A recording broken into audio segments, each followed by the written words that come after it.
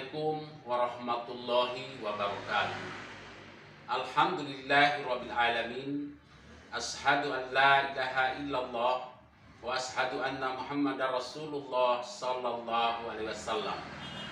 Saya Haji Yusuf Daniel SPD selaku Ketua Dewan Pimpinan Wilayah Lembaga Dakwah Islam Indonesia Provinsi Gorontalo mengutuk keras atas terjadinya bom bunuh diri yang terjadi di Gereja Katedral Makassar. Tindakan tersebut sangatlah biadab dan mengoyak kedamaian bangsa Indonesia. Pelakunya tidak punya peri kemanusiaan dan jelas tidak beragama.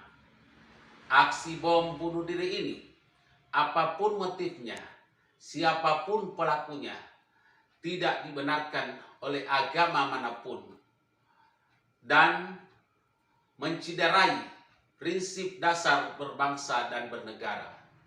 Kita semua mengutuk dan melawan dengan keras dan tegas. Kami memohon dan meminta kepada aparat keamanan untuk mengungkap jaringan teroris dan menjatuhkan hukuman yang seberat-beratnya.